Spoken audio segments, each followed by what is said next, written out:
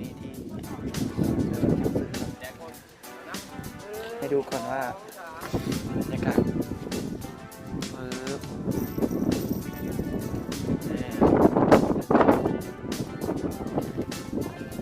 แต่งได้พอดี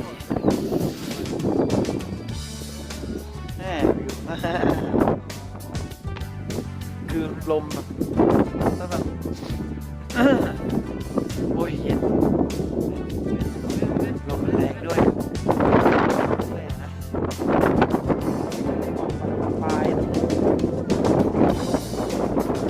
ต้องแต่งตัวขาวเดี๋ยวมันก็ไม่เท่าไหร่ไม่มีหมอกลง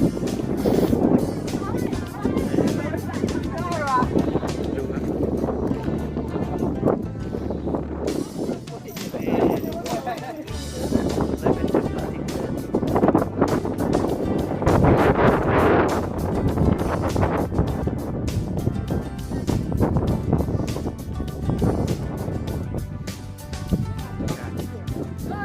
ติ้ง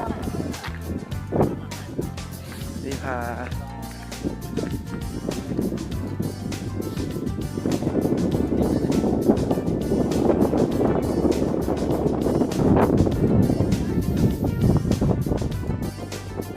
ให้ดูเสียง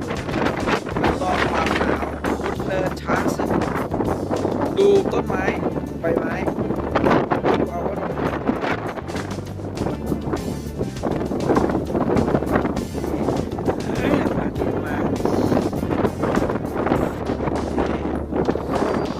เฮ้ย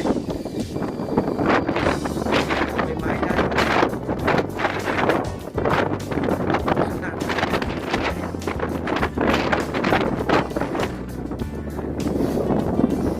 โอ้ย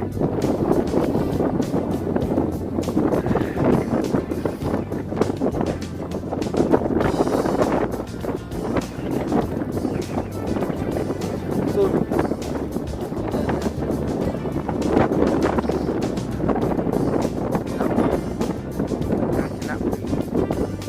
เราไม่ได้นอนเต็นท์นะข้างล่างกัน